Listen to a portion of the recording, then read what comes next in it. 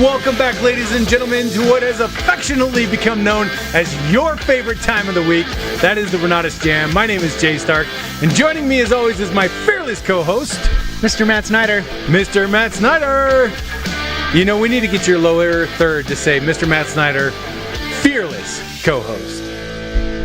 Or maybe it should say the fearless Matt Snyder. Jay, I've got to admit something. Sometimes I come on here and I'm scared. What? I'm just kidding. I don't. What? I'm just joking. I am fearless. You're right. There we go. See? Yep. I tell only the truth. Yep. That's a lie. Oh, man. Matt, are you paying attention to everything that's going down in politics right now? Yes. I haven't. Right. I wasn't. I wasn't until like 2 weeks ago. But boy, the last 2 weeks have been quite busy. Busy. That's a good word for it. You know, I like talking about anytime that I get into an argument with somebody. Yeah. I don't say that we got an argument. Instead, I like to say our conversation was energized. Well, politics has been energized on both sides for the last few weeks. Yes. So it's just really interesting because for me, this is a phenomenal way to start extracting business principles that are applicable today. Yes. From all of the media coverage, from every side of the aisle, just being able to see what works, what doesn't, and why. Yeah. It's phenomenal. Yeah, it is. I was wondering where you were headed with it too, with the politics thing. But this is not a political talk show. We're not going to get political. No. It would be remiss of any of us to assume that politics don't affect us, though. No, of course not. Yeah, no, we all have opinions, and they all tend to differ. So truly, here's the thing that I have really taken away from a lot of politics, and that is I don't want someone to tell me what to believe. Yeah. What I should believe or need to believe. Yep. Or what belief makes me fill in the blank. Yep. Right?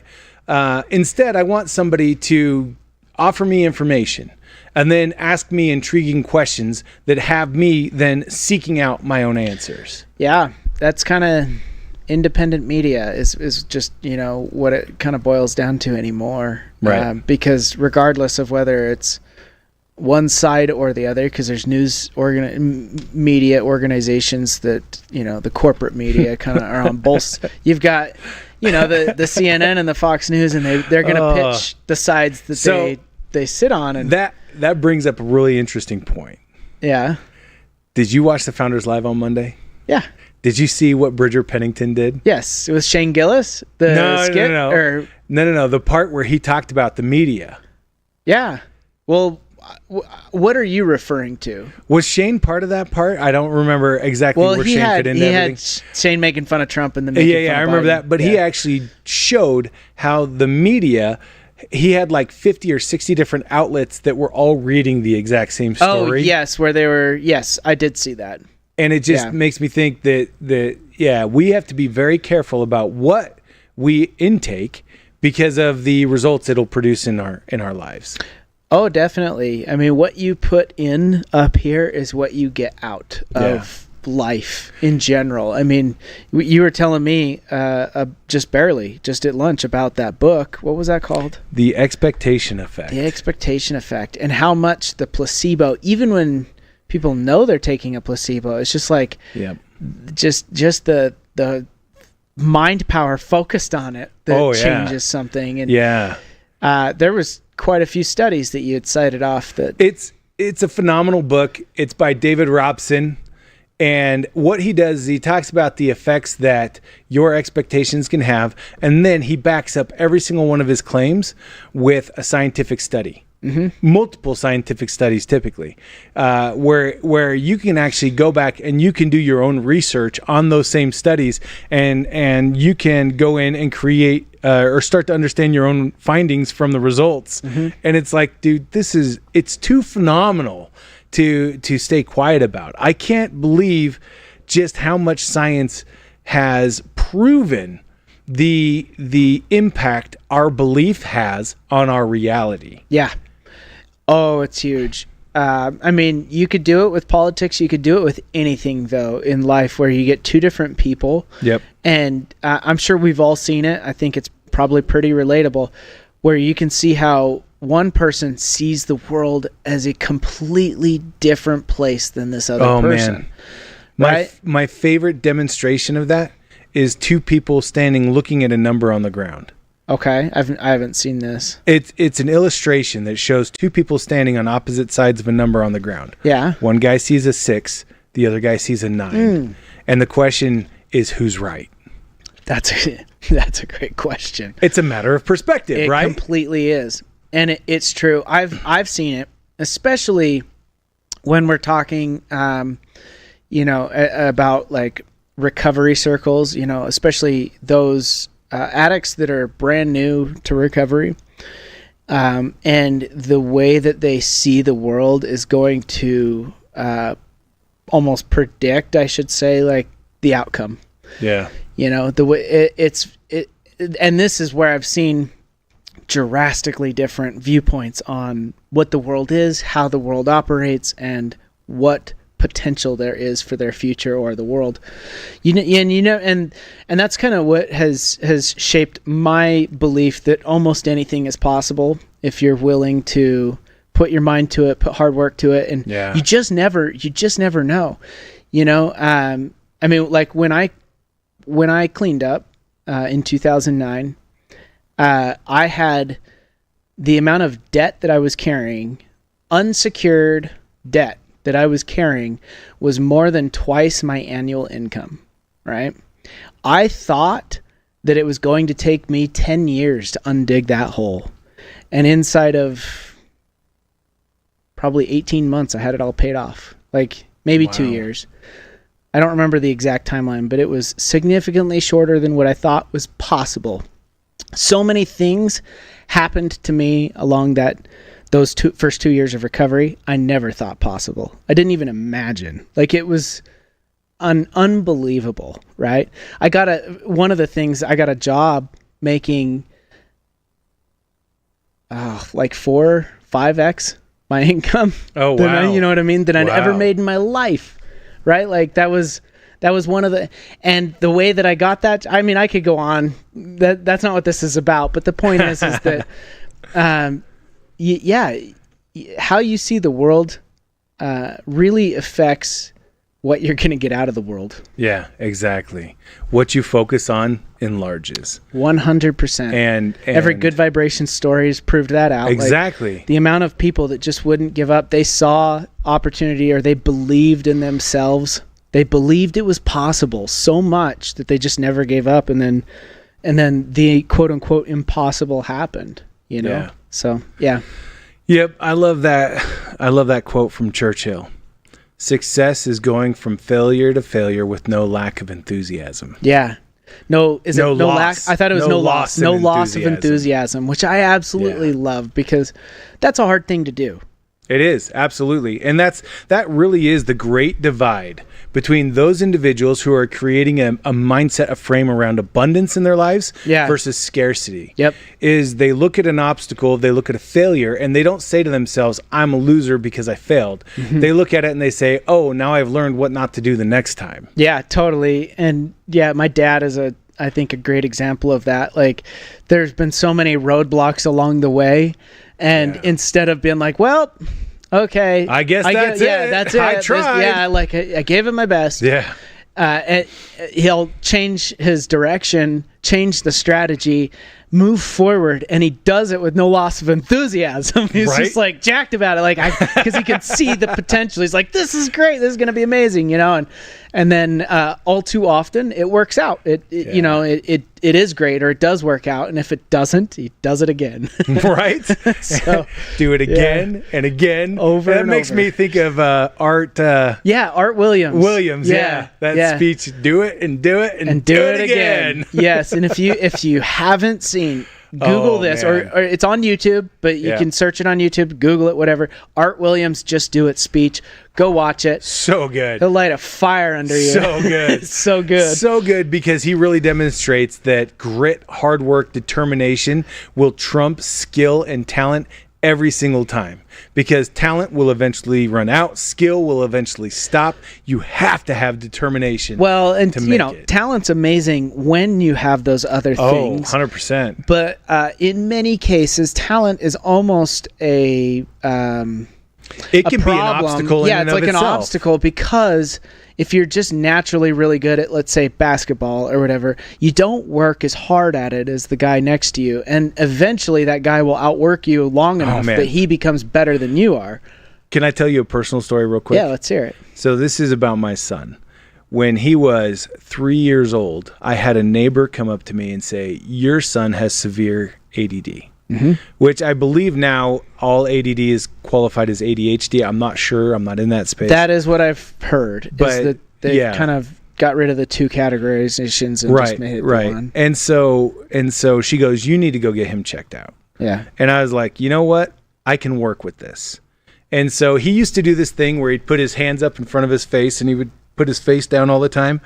And so I worked with him on that. Put your hands down, put your chin up. And so I've actually got videos where you see me like pulling his chin up for him, just reminding him, and then he would also not look at you when he would talk to you. He would kind of look over here while he's talking at you, or he would just keep a thought going. Even if you had injected something, he wouldn't stop to hear you. He would just keep talking. And I worked with him on it. Now, I don't know that this would ever be the case for anyone else, but for me and my son, what happened was when he was 13 years old, I had one of my neighbors come up to me and she said, "Your son is silly." I get emotional about it because it means a lot. Well, of course, it means a lot. This is a big deal. It really was. She said, "Your son is the best conversationalist I've ever talked to in a teenager." And I was like, whoa, coming from a kid who literally just, had a neighbor told me that he had ADD, which, she was a medical professional, but not a clinical psychologist. Yeah. But going from that to now hearing that he's the best conversationalist that she's ever talked with, it proves that I can't say that if he had been born without any distraction or anything else that he would have been any less of a conversationalist than he is, but his obstacle has empowered him to be deliberate about how he talks to people.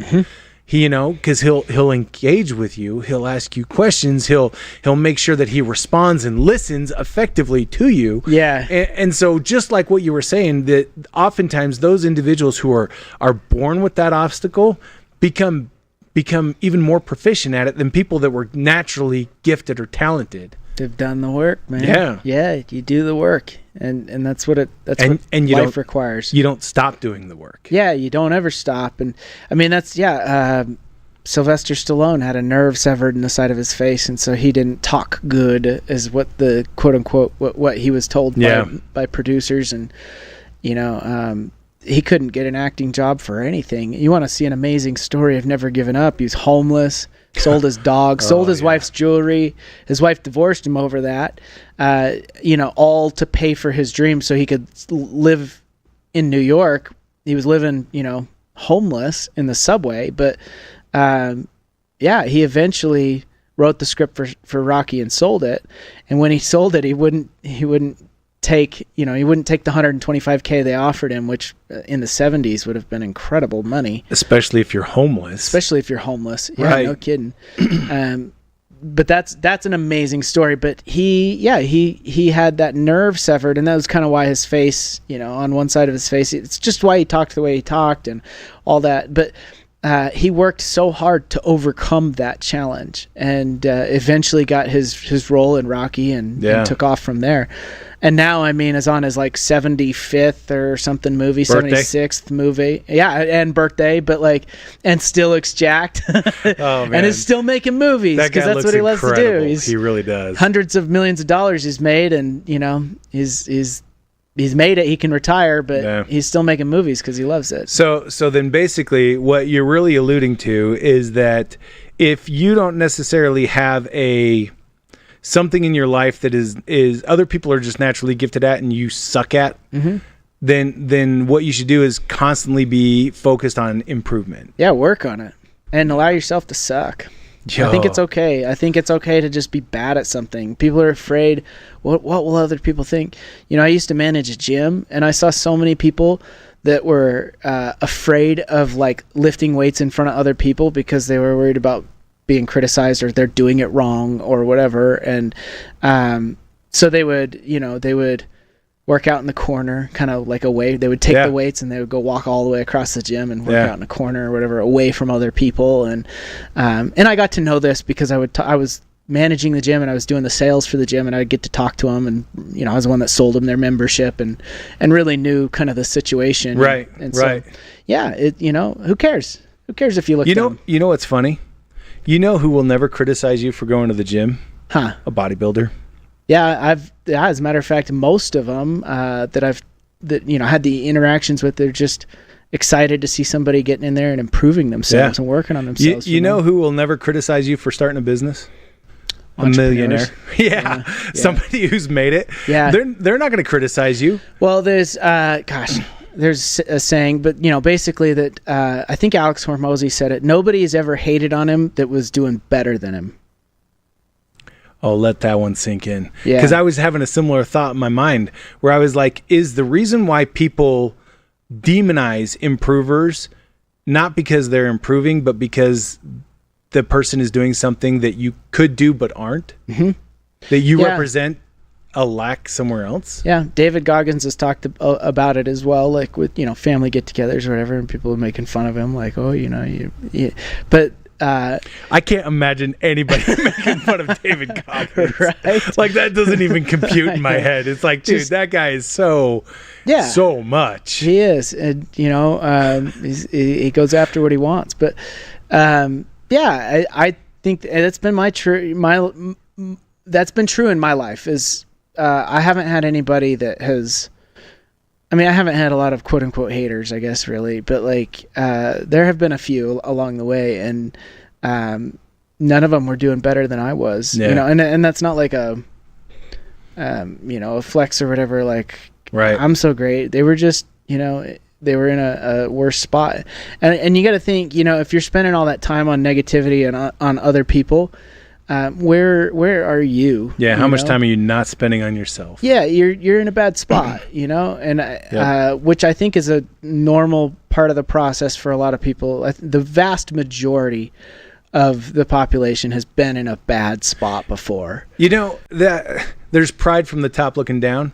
There's also pride from the bottom looking up. Yeah. The real thing that we need to do is get rid of that pride. Yeah. We need to go internal. Yes, right? Exactly. And as we go internal, then all of a sudden we go from being in a space of being an imposter to being an improver, and being able to no longer feel like somebody else is judging you. Because honestly, how many times have you ever looked at somebody else and just started to randomly judge them? Yeah. It doesn't happen. And yet, for whatever reason, we always think that the guy that cut us off on the highway did it as a personal assault on who we are, you know? And it's like, that guy didn't even see you. Are you kidding me? Yeah. So, sorry, that's what I love bringing up. It just, yes, it reminds me of, there was a meme I saw a long time ago. I think it was about it was a Canadian and an American in an elevator. And, you know, and the Canadian's like, I hate your president. This was back when Trump was president. Yeah. And the American looks back and is like, I don't think about you at all or something. And to all of our Canadian friends on the line, we love you. We do. Yeah. No, I'm just referring back because that's a great analogy to the car thing. Like, that person doesn't think about you at all. Like, they don't. But you're allowing them to offend you. Yeah. So it's really funny because we started this by kind of making an observation about what it is that you're deliberately taking in your life. Yeah. There's also a lot to be said about what you're deliberately creating in your life, right? How you show up. Yeah. And I think the two are actually very interconnected. What you take in is what you will put out. Yep. It is. So you just need, how's that reap sow thing go? You reap what you sow. Yeah. So you got to make sure that what you're sowing is what you want to reap one day. Mm-hmm. Yep. What you put in is what you get out. And Interesting. You need to really focus on that. What are you putting into your mind all the time? Is it Right. always is it always that the world's going to end, that, this Right. You're always listening to all of the negativity that's being broadcast in the media, in the social spheres. And, because they say that the bad always is more enticing for people to click on, view, listen to, yes, than the good. It is true that I think it's easier to go negative. Like it's like the path of least resistance, right? Yeah. It's almost like your own brain trying to look out for danger ahead, right? So it's like hardwired into people, but positivity definitely spreads, and you'll see it if you start Googling around. You make your YouTube algorithm or your social media algorithm on positive things. You'll be amazed at what starts coming up. It's really interesting, speaking of social media, because for a long time I didn't get really engaged with social media. Yeah, I'd pop it open, I'd look for a minute, and then I'd close it down. Yep. Because there was always stuff being promoted that I didn't care about. Right. And then one day somebody said, well, if you start liking things, the algorithm will actually start to feed you what you like. Mm-hmm. And I'm like, oh, so I can get rid of all of these fitness influencers off of my feed by, liking these business minds and these other... You've got to be talking about Instagram, because 100%. It's like, I swear, the moment you type in that you're a male within a certain age range, oh my goodness, you start seeing all of these scantily clad women. It's every booty influencer. Oh my goodness, cheeks are in your face, and you're like, what did I do? Here's something that's interesting, and I'm going to make this point, and then we got to move on. But the book, The Expectation Effect, he talks about taking a segment of individuals, and right before they go to do a workout, half of them were shown pictures of the Caribbean, beach, palm trees, the ocean. The other half were shown fitness influencers at the end of a workout. Mm-hmm. Which group would you assume had a more productive workout? Went further, harder, talked about being more satisfied at the end of the workout? I would imagine the people who got done with their workout, the group that you saw. It was actually the people who were looking at the beaches. Why? Because they are no longer comparing themselves to somebody else, but instead are inspired by where they want to go. They go internal, I guess, in other words. Yeah. Because it's a very external thing to compare. You look at those fitness models and you go, I don't look like that. Yeah. And it's just like, but that doesn't make your going to the gym any less beneficial for you. Right. So, one of the things that I have found great success in is surrounding myself with other individuals that are like-minded, other people that are where I want to go or have been where I want to go, and other people that celebrate my success, don't try to hold me down. And we have a special event coming up where that opportunity is being offered to any customer of Renatus or Saladio. Yes, it is. And that's the Leaders Retreat. Yeah, join us in the Dominican Republic. Last year, Bob pulled the crowd. Just real informal, just, hey guys, where would you like to go for the next year's Leaders Retreat? Yep. It was by far the majority wanted to go back to the DR. And so that's where we're going. It's incredible, because not only is this going to be the best attended Leaders Retreat, meaning that we're going to have more people from across the nation all joining us to be part of the training, to be part of our community, our family there, but we're also getting Woody Woodward, who's going to come down and do an all-new training for us. We've got Bob Snyder, who's going to be there. And then we have Ron Williams, the most decorated bodybuilder in history at one point in time. I don't know if he still is, but he was when I first got to know him. Yeah, I don't know. 7, 7, 7, and 7. 777, and he's earned over 252 different accolades. At least in the natural world. Yeah. Yep. I don't know. Yeah, but he's got so many. So here's the deal. Awards. 252 titles and awards, accolades, different things. Yeah. But then he was actually brought into the Paris Olympics to be an advisor to the athletes there. Yeah. So that he could help them to see that there is life beyond athletics. And so he was given the opportunity to teach them about going from athlete to entrepreneur.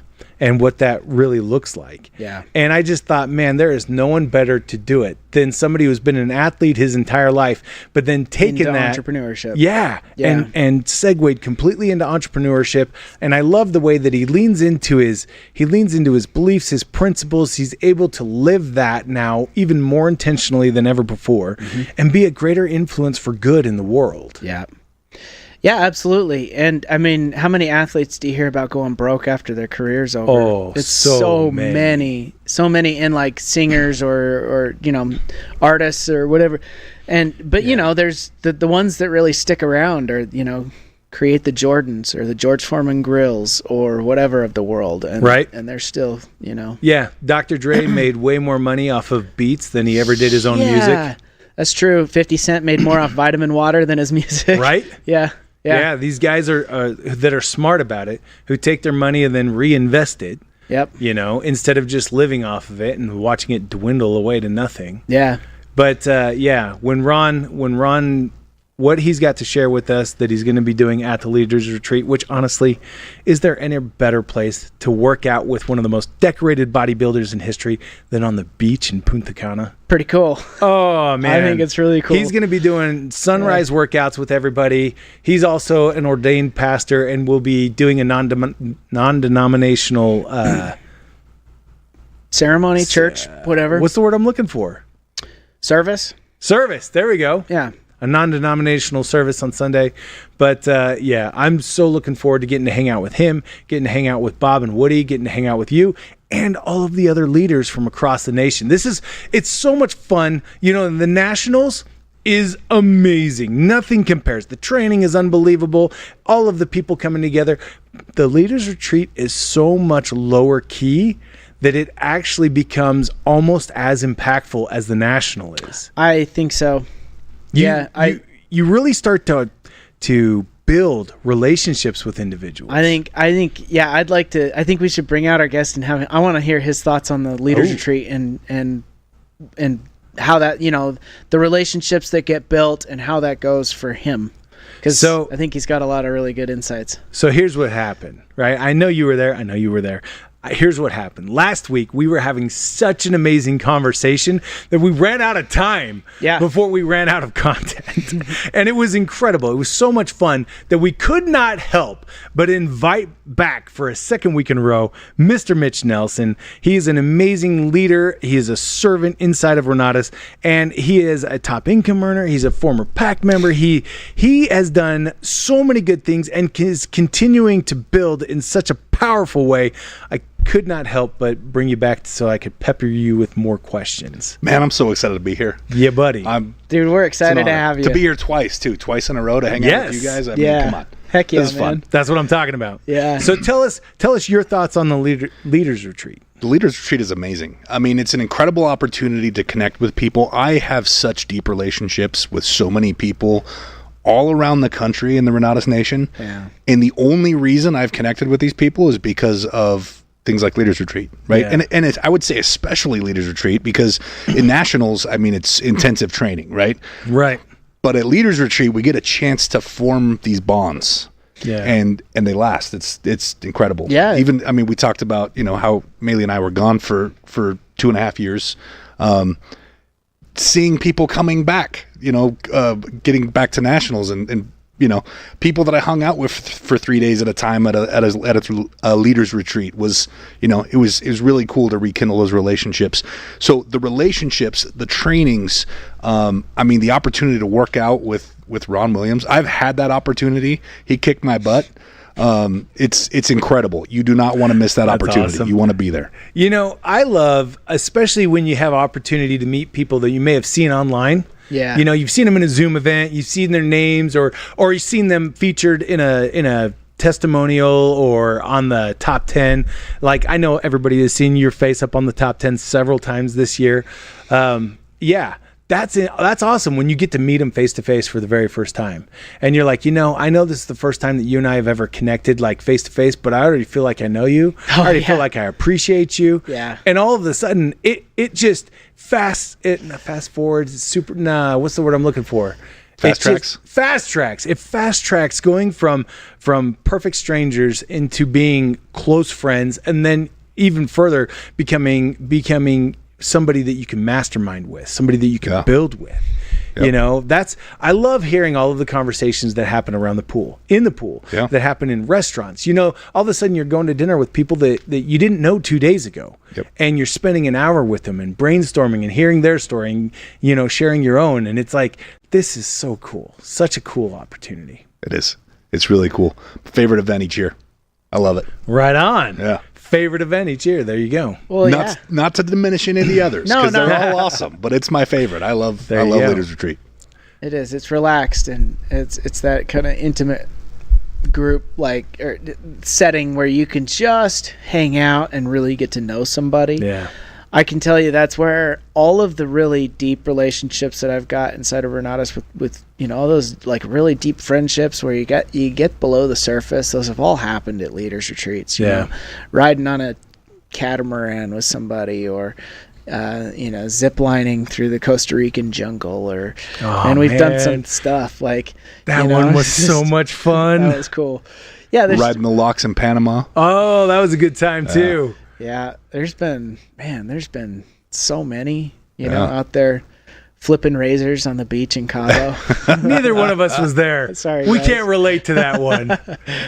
Sorry, guys, but thank you, Bob Tierney, for that experience. That was crazy. Yeah, it's just so much fun, and like you said, you know, you take those relationships and you really cement them, because now you're doing this really unique experience in somewhere beautiful, tropical, and it seems to break down those barriers really, really quickly, and give you an opportunity to really connect with people. Yep. Yeah, definitely. The only thing that rivals it, I'd say, is the 5-star winner circle, but that's obviously select few, right? Buddy. Like, that's a fun one, man, too. That's an incredible We one. could talk about that, because you were, I've been we there went too. up to Bear Lake, and you've been to a couple of them London, now. went to Scotland, I've been to a few of them.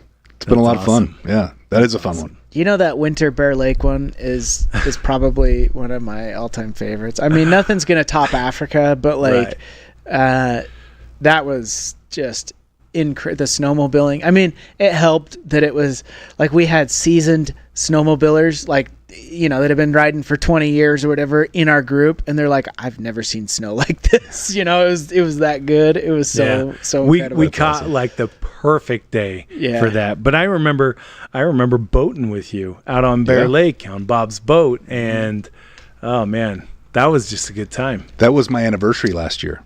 Oh, really? The day we were on the boat. And this year, Maylee's birthday is in Punta Cana. Awesome. So you guys are taking care of all the spoiling, so thank you. I appreciate that. Awesome. Keep that's what planning we're all stuff. about. End of August, early September. Gotcha. Let's keep doing that. You just keep feeding me those dates, and we'll act like it's a coincidence. Yeah, babe, we're going to Punta Cana for your birthday. Oh man. So last week as we were talking, you know, we had so much fun kind of exploring a lot of the progress that you've made, the development that you've gone through, and kind of where you're at now. What we really didn't get to explore is all of the exciting things that you and Maylee are putting into action in your business today. Yeah. We kind of stopped just shy of that. And I'm like, oh man. And so I'm really glad that you could make time and come back and be with us again today. It's last week was just so much fun, but I would love to hear what, you know, obviously building a following on social media takes time. It does. What should somebody do to get started today?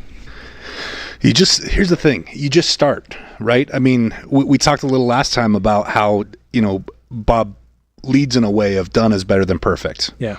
And that is so true with social media, because it is such a long play. Like we see people, it's just like entrepreneurs. We see people that are billionaires when they're 20, when they're 19 or 20, right? That's not going to be everybody. That's like one person in a million, right? Right. If you want to be successful, it's a marathon. Social media success is the same, you know, from our experience, and we know this, right? So going into it, it's I'm gonna post today, and I'm gonna post tomorrow, and I'm gonna post the next day, and you know, the first few posts, like we talked about last time, you're gonna look dumb, and that's okay. You keep doing it no matter what, and before long, you start tailoring your message. You get better at talking in front of the camera. You develop your personality and really start to hone what it is that you're trying to say to people. And more people jump in. And I think a big part of that is your development. Like, because you're getting better and better at it, you're becoming attractive to more and more people. But nobody's going to be like, throw up a post and, 10 million likes. Right. That's not going to happen. First post, right. Yeah. So you've got to be dedicated to it. That's it. Find that dedication and so it comes make a plan back and stick to it. What we were talking about earlier in this podcast, right? Just sticking with it and, allow yourself to suck at it and get better over time. And, if you're still doing it 2 years from now, what do things look like if you've been consistent through all that time? Right. And there were so many times along the way where you get those little like waves of discouragement. Like I thought, a year in, like I thought I would be a social media rock star by now, right? Right. Or I thought I would be monetized on YouTube by now, or whatever the feeling. You get those waves, but don't let it stop you, because I can't tell you. I mean, now we've been running our Flippin' with Mitch and Maley Instagram account and our Flippin' with Mitch and Maley YouTube channel now since the start of COVID, so 2020, and so many moments like that. But today, in 2024, I can't tell you the number of times that I've looked at an opportunity that I have that has opened me up to tons of business, that it's like, I would not have this opportunity had I not been willing to put myself out there and stick with it for the last 4 years. So I got a question, and I know my own perspective on this. I'm just curious, though. Obviously, like you said, in the beginning, you're going to suck, right? You're going to put up things that may not sound nearly as good as they might coming out of your mouth a year later or whatever. Do you then go back and take those down? I mean, I wouldn't, unless you get a call from Mr. Matt Snyder, your fearless co-host. Yeah. And he says, hey, that's not compliant. You gotta. I hate those making those calls, by the way. I hate it. You know what, though, Matt? I am grateful for it. Yeah. Like at first, when compliance first became a thing, right? And we first started talking about compliance, I was so mad that I was being censored and that it was being, right. And I remember just being so upset that lawyers want to change. But as we've kind of progressed through that, and as I've become more educated around what compliance is and what that means, and the results of doing it or not doing it, all it's made me is incredibly grateful for what you do. Well, thank you. We're already friends, right? Yes. So I'm grateful for you as a person, but the position and the role that you fill in the company, 5 years ago, I would have never emailed the compliance officer. I would have been like, we're doing this, and if I get caught, then I'll take it down, right? But now it's like, even people I pay to help me with certain things, I'm like, you send this to Matt Snyder first before we post it, right? Yep. So grateful for what you do. You're protecting our opportunity, and man, thank you. And I appreciate you. I wish everybody were like that, where they were sending it before they clicked. But actually, I guess, I don't have the bandwidth, obviously, for everybody, but you know what I mean? Like, yeah. It's nice. It's a good thing. And so everybody should, if they receive a communication from Matt, they should be grateful that Matt is out there trying to protect the opportunity for all of us. That's right. We want to be here a long time. Yeah. I've got a bigger lesson around that. Oh, let's hear it. The greatest, most successful people I've ever met, and I've met Elon Musk, but the greatest, most successful people I've ever met, Bob Snyder's on this list, are also the most coachable and the most grateful. All of them have those two attributes in abundance. And what I've realized is that because of their attitude of being willing to approach a situation, even a situation where they're being censored or they're getting negative feedback, or they didn't get the result that they wanted when they took out for that, or when they set out for that action, whatever the response is, they're coachable and they're grateful. And we talked last week about, how as long as you're taking action, you either win or you learn, right? Yeah. Be grateful even if you don't get the outcome you want, or if you get an email from Matt saying, hey, change your verbiage and your whatever it is. Be grateful, because you just learned something that's going to protect you and that's going to extend this opportunity to something that will last you decades instead of months. Yes. Thank you. I appreciate that. I agree with that. Be grateful. Be coachable. There it is. That's right. So back to my original question regarding taking down any posts where you sucked. Is it better for people to see the progression of where you started to where you are? I think so. I've got videos up now on my YouTube channel, if you scroll all the way to the bottom, you'll see some stuff that I'm a little embarrassed about now that I thought when I was doing it. I remember thinking like, I'm freaking Steven Spielberg, man. Like, and I look at it now and I'm like, but there's something to being vulnerable, and there's something to accepting the process. If I take those down, what am I saying to myself? I'm telling myself that the process was not worthy, or my work through the process was not what brought me to where I am today. And that's not true. I'm grateful, and I've learned from every step, from every video, from every post I did. I learned something new, and my social media accounts are a monument to that. If not for everyone else, then for me. You know what? I think doing that actually makes you so much more real and approachable, where people can go back and look and say, hey, there was a time when he sounded like I now sound, which means that I one day maybe can aspire to sound like he does now. Yeah. And so it makes people love you and follow you even more, because you are being authentic and vulnerable. And I think that is underrated. I remember I had for a long time some really negative emotions about high school, not because high school was bad for me, but because I was bad for high school, right? I made some dumb decisions and was a stupid punk kid in high school. And for a long time, if I ran into anybody from high school, and if I had the chance, I'd turn around and just walk away. Like, I wouldn't even want to associate with them. I'd be like, I'm so embarrassed about who I was. And then my wife looked at me one day and said something very similar to what you just said, where she said, who you were then has led you to who you are today. Yeah. Are you ashamed of that progress? And I thought, no, I'm not. And she goes, then don't be ashamed of where you've come from.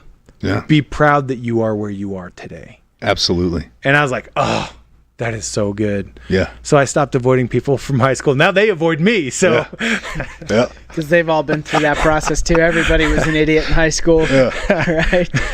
Well, it's just interesting that being willing to accept how bad we have sucked empowers us to get better from where we are, right? Being honest about where we are lets us really start from where we are, rather than starting from a place that we wish we were. Yeah. I think it helps remove ego too, because it's really easy to once you make it to whatever you're aspiring to kind of start to have an ego about it. Yeah. But if you never forget, and you're not ashamed of where you came from, you just accept it as the process, it helps remove that ego of where you are, because you're not above other people who are where you used to be. Right. It's a perfectly human thing to, they've just got to go through that process too. You're not going to look down on somebody who's trying. Yeah. Exactly. And I think being embarrassed of your resume, whether that's at a macro scale or a micro scale, being embarrassed of things you've done and where you've come from, I think that's part of, going back to something we talked about last week, I think that's part of the bullcrap we tell ourselves, right? And that is just so toxic. Like that is the thing that will keep you average. Yeah. If you give in to your negative self-talk, that's what's going to keep you down.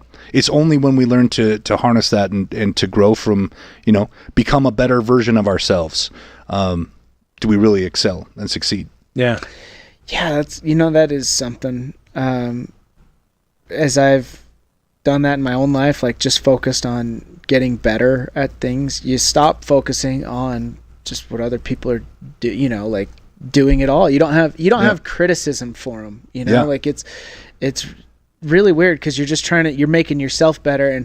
And what I've found at least happened to me is I want to see other people make themselves better too. Like from a genuine place, you just want to see them, succeed. You want to see them become better with you. I have a wonderful example of that in my life, and it's my wife, Maylee. I have never seen anybody be able to, and not that she does it a lot or anything, but we all do it, right? Like where you'll say something wrong or you make a mistake in front of people, and Maylee and I are in front of a lot of people. I've never seen anyone just kind of like brush it off and be like, Yeah. they'll still if they love me, they love me, right? Yeah, and she's just got this amazing attitude, and I've learned so much from that, because a lot of success and a lot of life comes from attitude. Oh yeah. Right? Like you know, if we want to get somewhere, you've got to have the right attitude about it. Otherwise, you're not. If you've got an attitude of, well, if I start to feel uncomfortable, then I'll quit. Or if someone makes fun of me, then I'll quit, right? Or what? Like, if you have any part of that, you don't have the right attitude, right? You could just gotta like let it roll off and keep going. It's so interesting how much of success really starts and ends with your attitude. Yeah, being willing to put yourself out there, being willing to suck, being willing to try and then try again and try again. So with everything that you guys have done online, and if you guys aren't following Mitch and Maylee, you absolutely should. Get online, follow their socials, and use them as an example. Feel free to scroll to the bottom of Mitch's YouTube page and see where he started. I mean, the better stuff's at the top, but feel free. Yeah, feel free. But you guys have recently put a challenge out there that I have seen so much of, and it looks awesome. Tell us a little bit about that. Man, we're just throwing stuff at the wall. I've been seeing if it sticks, right? We're not scared to fail. And that's the biggest thing, is you need to be not scared to fail. And what I found is the less scared we are to fail, the more stuff works. Right? You go in with that confidence and, this is freaking working. I don't care. Right? Like, this is gonna work. And you have to kind of you make little adjustments along the way, and you adjust things. But no, we looked at the sales process, and we're like, how do we create urgency in a product that Bob has created that has so much value, and you get it for life? Like, how do we get around this problem of, I'll buy it next month then. Yeah. Right. Yeah. Right. Right. Like, call me in 6 months. And then you call them in 6 months. They're like, call me in another 6 months. Those people are always, whatever the number they tell you, they're always, 6 months out.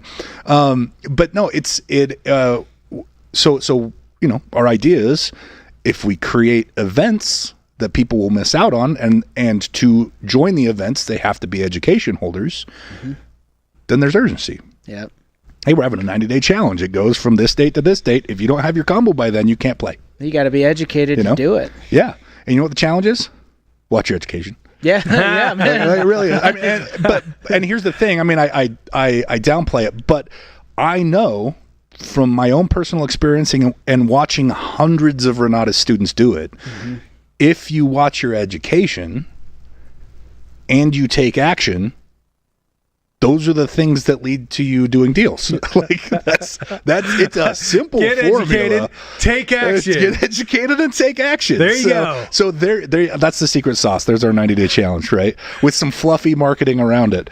But that's it. That is phenomenal, because seeing the results that you've created, seeing how excited all of your people are to be taking part in the challenge, seeing all of the fun stuff that you guys are doing, all the fluffy stuff, is awesome. But really, you are giving people, I'm trying to think of the right way to say this, you are giving people the motivation or the excuse to get out of their own way and actually start to do what they have set out to do, right? Everybody buys the education with the intent to use it. Not everybody uses the education. And so you're providing a facilitation for that, where you're like, hey, you bought the education, now use it. Yep. Use it, watch it, and here's a timeline you can watch it on to get it done in 90 days. And then we meet once a week, and there's accountability, and there's teams, and they're accountable to each other, and there's accountability to me and Maylee, and so and there's not really a winner in the challenge, right? There's not a loser either. Like, if you go out and do some real estate, or even if you learn something, you still win. I was going to say, even if everyone wins, even if you are more educated 90 days from now than you were, right? Like, you won, because you're that much closer to really making the move on getting into your first deal and doing it right. That's key. And what I find is, the more invested you are, like, the more education you watch, the more you're gonna watch, right? Well, the more more invested you are, the more you will invest, right? So just getting people on this path and getting people to crack open the education and giving them, some direct direction. Is that those two words go together? They do. It works. So some like That makes this, sense. Do this. Yeah. Watch these classes, right? It's like, funny that people even need that, but they do. Yeah. And I see it, on a grand scale. I see who's watching their education and who's not, and we're having to play around on accounts from time to time. But yeah, I think it's that is that first, we were talking, I think before the podcast was actually up, but like if you've done something once, it's easier to do again. So if you've done your first flip, it's easier to do a second one. Well, that's also goes for education. If you've actually just watched if you watched a class, it's easier to watch that second class, right? Like it's going to be easier. Sense of accomplishment when you finish a class. Yeah. And there's just, you can start to get in the groove. You can start to get a habit going where you every day at this time or 3 times a week, I watch it and get in there. And we've tried to make it as easy as possible with, the app and the ability to actually listen to your education. That's funny. I was going to bring up that same thing. While the screen is off, right? Like I pushed for that pretty hard because, like if you pay for YouTube, you get that. If you have Spotify, you get that, right? Like where you can listen to a podcast or something like that and you can just be doing yard work or whatever. And I think that's pretty crucial to like the way that we live in society today. We needed that. And so there's really no excuse at this point to not be listening to your classes, at least listening, if not watching.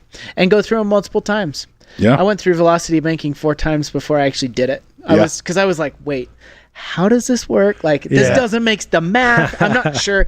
Does this really work? Yeah. And and I went through it multiple times until I've really understood the concept, and then I did it. Yeah, totally. Yeah. So with people getting into the challenge then, what kind of results have you seen people create? And I'm not necessarily talking about dollars and cents, but instead, what kind of belief do you see being built in individuals, and what kind of progress have they seen in their lives through the challenge? Well, I will tell you this. So in this first round, we have 32 challengers. 17 of them are in deals.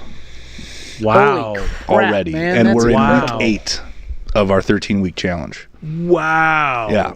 So that's awesome. That's not necessarily, I mean, that's what they're going for. What we're going for is watch your education and take action. That's mine and Maylee's goal, for these people. That's why it's compliant. But and that was a big part of what we wanted. Is we wanted a compliant way to get people motivated to jump into their education.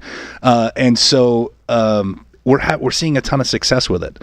And it's just getting people in the right mindset, because they're showing up on the Zoom calls that we're doing weekly, and they're showing up in the in-person meetings that we're doing weekly. They're surrounding themselves. We've created a private social media page just for challengers where they can interact and they can talk about things they're working on and what they need and all those types of things. They're surrounding themselves with like-minded people who are actively engaged, working towards the same destination, which is crucial. And so what that translates to is what their input is positive, right? They don't have time now because of the challenge is intense, right? They don't have time to watch CNN. Yeah. And tell them how bad the world is and how much they suck. And, and how much the American dream is dead. Yeah. Barn to barn and been shot. And yet there's still people that are the economic upward mobility still exists. And there's people that are taking advantage of it. They're just not watching. They just didn't get the memo. That's all. They didn't get the memo, and they're still out there doing it. Yep. So. Exactly. Yeah. Because their input is positive. Right. So, it's incredible, and so we're building. I've always believed that, and for me and Maylee, our business, our main focus right now is Renatus. We want to share that message, right? And so we've built a business around that revenue model, and I've always believed that the science behind taking people down that track is a simple equation of credibility, value, intrigue, and close, right? And it's really cool to watch, because the product itself already has so much value. That's always been an easy one, right? But it's fun to watch as we help people engage in that value and take advantage of that value. They're creating credibility in our community, right? Because we can, like you pointed out last week, we can just point to people like, she's been in for 8 months, has watched this much education, and is in her second deal, right? And that's so cool to be able to point to people like that and not have to always be like, well, I've done this, or borrow credibility from someone across the country. Like, Right. That's a really cool byproduct of what we're doing. I love how the first thing that you said when I talked about progress you made, results that are being created, you talk about people's mindsets shifting. Yeah. Because, that's the first step is you got to believe. Yep. Right? You got to believe in yourself. You got to believe in the product. You got to believe in the opportunity. You got to believe. Yeah. What have you done to help instill belief in others? Oh man. Well, I have to give that credit to Maylee, because while I'm focused on, bringing new people into the challenge and into the Renatus community and our local community, Maylee is heavily focused in being community mom. Right. And so she's the one that's really instilling, and they honestly, they couldn't have a better person because she has just a fantastic mindset. She's always happy. Nothing ever gets her down, And so, and she's just got this attitude of no matter what, you keep going. Yeah. Right. Just like we talked about never yesterday. Quit attitude. I mentioned that it was my life philosophy, Nelson Mandela. I'd never lose. I win or I learn it. And if you dig deep enough, that just means don't give up, because the only way you fail is if you give up. Yep. You just keep going, and she keeps going, and she's instilling that in as part of our culture in the community that we're building. Just keep going. It doesn't matter. You can lose money on a deal. It doesn't matter. You can have your family time. We've had challengers that are like, my family all think that I'm crazy, that I gave you this much money, and that now that I'm thinking that I can do this, they're all telling me that I'm an idiot, right? That's okay. Just keep going, right? Yeah. Like, let's create some shut up checks. Let's make you some shut up checks, To be fair, there are, and I do see it, there are people who lose money in a deal. And the thing that I see the most with those situations is somebody lent money to somebody who is uneducated and they didn't secure it properly. Mm-hmm. We actually teach classes on how to secure it properly. Gosh, and that just means that the person that lent the money was uneducated. Because they should also all know. Of the above. Do not lend money if you don't know how to secure it properly. Don't count on the person that you're lending the money to, right? Like, right. Don't trust me, it's secure. Don't count on the person. Yeah. I got you. Okay. Nobody's going to look after your financial interest like you are. Yeah. And so you need to be educated before you're giving money out to anybody. Yep. And you need to be educated before you're taking money from anybody as well. I was just going to say, yes, you need to be, because, you might think you're doing a good thing taking that money and, we're going to make a bunch of money. But if you're uneducated and you don't know what you're doing and it's unsecured, you're going to lose that person's money. So, I just want to put that out there. Because, and look, even if you are educated, this is investing. There's still a chance that you can lose that person's money, right? There's still risk. There always is risk. And so, and you've got to go into it with that attitude. Man, I had a point.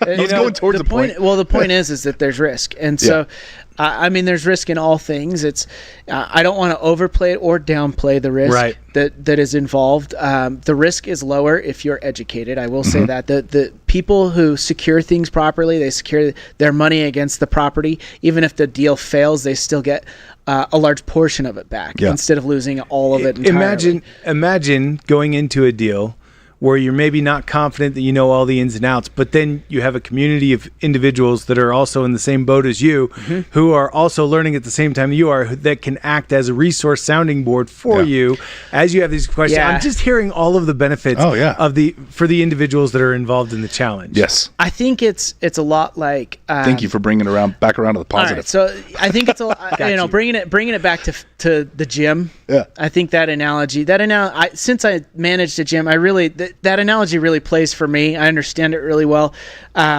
People who would sign up to the gym with friends, like they would all come in and they would all sign up.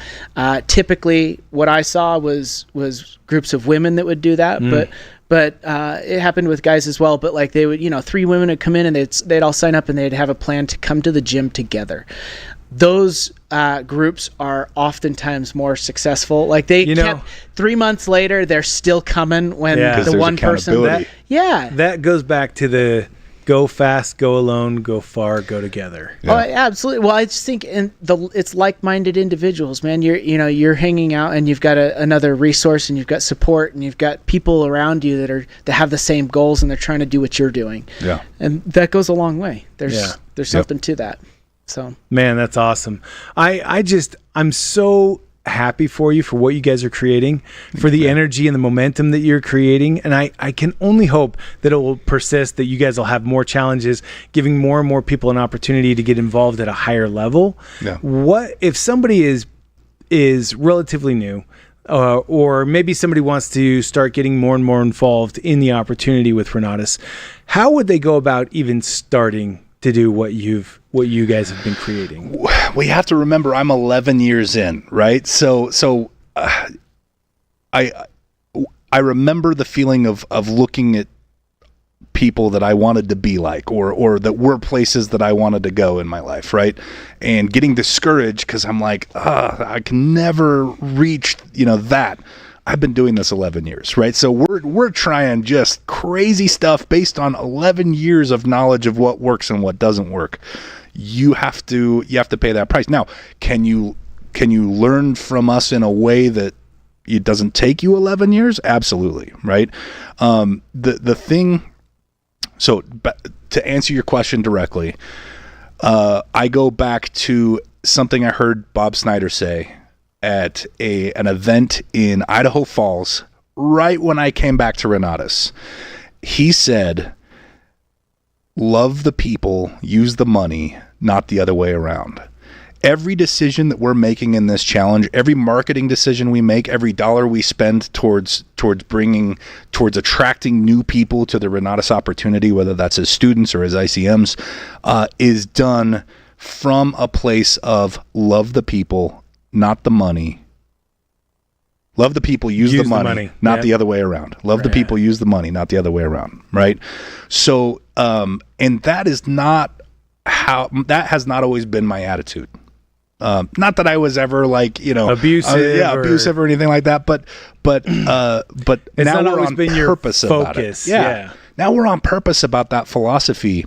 And what I find is that the people that are joining our community, the people who are plugging in because of that philosophy from the start of our interaction together, are way happier, are going way further, way faster. They're sharing the message.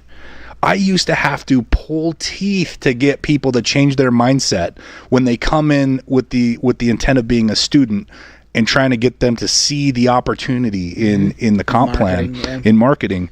It was like pulling teeth, right? Now it's like, has this changed your life? Yeah. Do you think it can change other people's lives? Yeah. Don't you feel a responsibility to share this with them? Yeah, you're right. I probably should, right? Like I really should share this with people because it's done so many incredible things, and so having that attitude and going into every interaction, your efforts will multiply because people are looking for a home. They're looking for somewhere where they can come feel financially safe and educated, where they can feel loved by the community they're surrounding themselves by. I mean, in our culture, we kind of hit all 5 drives. Yeah. Right? I mean, Bob's really created this around even in the beginning, not even knowing the drive system, right? He's really created it around the drive system, and there's something for everyone here. And if we're loving and inclusive and every action comes from a place of love, people will be successful. They'll stick around and they'll open their mouths. Can I highlight one thing from just our conversation when you first showed up? Yeah. So I was talking with Mitch, and Maylee had dropped him off, so Maylee was here for a minute as well. And we were talking about how you guys had just come from an event. And you literally said to me, you're 11 years in now, right? Uh-huh. He's seen it all, been there, done that. And he goes, Mitch literally says, you know what? I was watching this guy present, and I learned a few things that I'm now going to implement in my own sales process.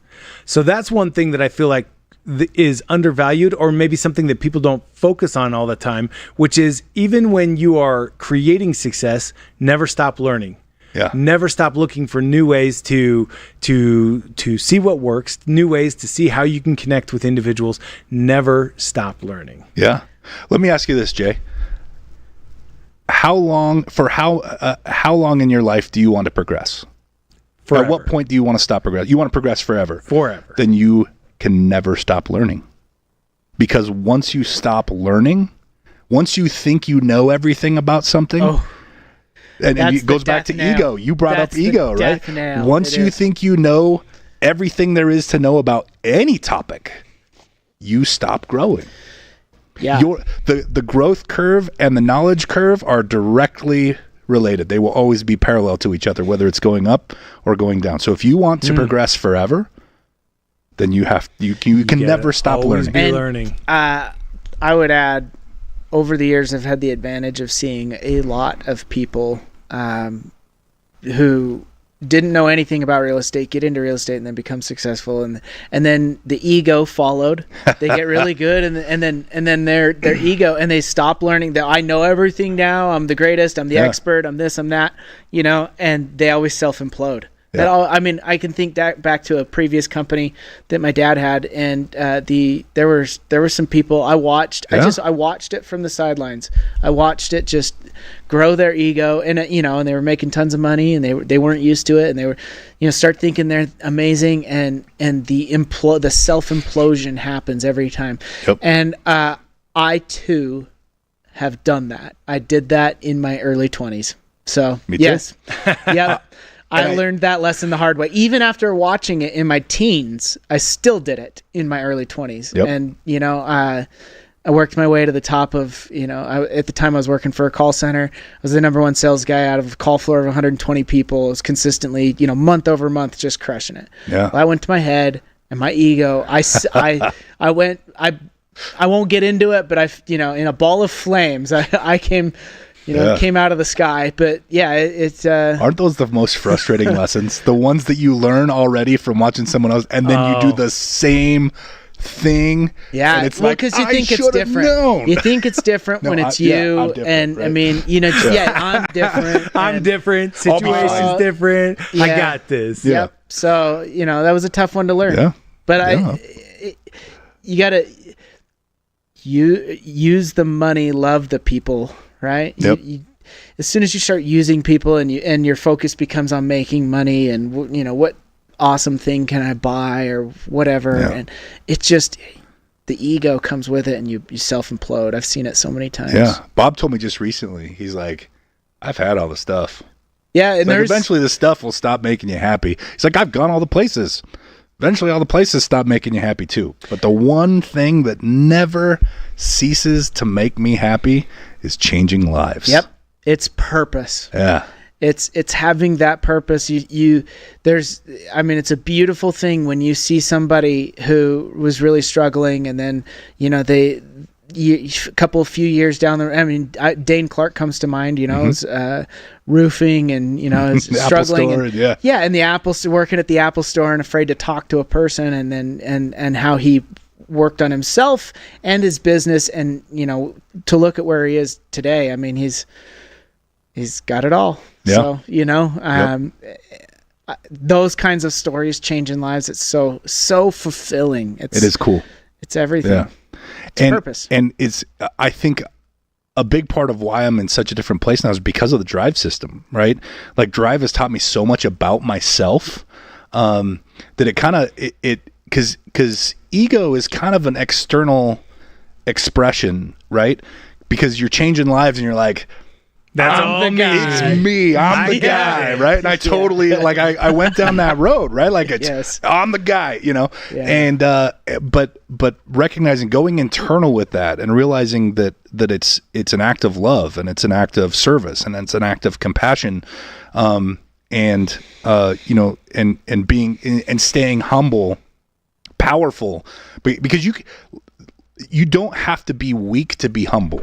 Oh yeah. You can be powerful. In fact, you can be even more powerful than the flashy guy with the shiny shoes and the slick back hair and the $2,500 suit. Like, you can be even more powerful than that guy being humble. One of my favorite definitions of humility. No, scratch that. My favorite definition of humility is I can be the best in the world at what I do, and so can you. Yeah. Because you're absolutely right. Being humble doesn't mean that you're meek or submissive or passive, or that you consider everybody better than you, or that you're less than everyone. In fact, that's the exact opposite of being humble. That's a different form of pride. Yeah. Instead, it's recognizing I can be the very best in the world at what I do, and so can you. Yeah. Just because I'm the best, that doesn't make you less. That's what I was going to say. Is I think it's not thinking. It's humility is not thinking you're better than other people. I think that's at least a big component of it, right? I think humility is an incredible tool to move you from the external to the internal. Oh yeah. Because I think most of us, and especially in the Renatus community nationwide, we're here because we want to do more. We want to be, but we don't want to be average, right? So I think in all of us, there's this thing where I want to be better than most, and the expression of that can come out in one of two ways. There's only one of two ways that you can position yourself ahead of someone else, and that one of those is by tearing the other person down and putting them below you, right? Yes. Then you feel, okay, I did it. Now Jay's down here and I haven't moved, but at least Jay's down here and I'm better than him now, right? Right. Or you can focus on making yourself better, right? And that's the difference between external, what are we doing? We're moving the external, versus the internal, what are we doing? We're pushing ourselves, we're propelling ourselves forward. Yeah. The Webster Dictionary defines it as freedom from pride or arrogance. So freedom from pride or arrogance. God, there's a toxicity to that. You can't explain it to someone, right? But there is a toxicity that comes from pride and arrogance and ego. That I'm like, no, I'm good. I'll just approach this from a place of love from now on. Exactly. Yeah, it'll bite you. That's what it does. It bites you eventually, and it gets everybody. I've seen people that I'm like, man, is life ever going to teach that guy a lesson? Yep. And it might take 10 years. It might take even longer, but eventually life serves up that humble pie. I think makes you humble again. I think that a lot of people actually get taught that lesson regularly. They just don't want to admit it, right?